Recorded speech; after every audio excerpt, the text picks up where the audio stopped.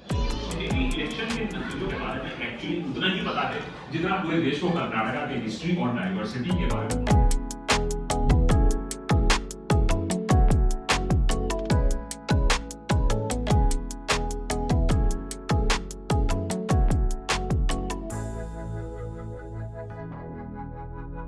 In the protests since yesterday, and they are accused of damaging government property and police vehicles.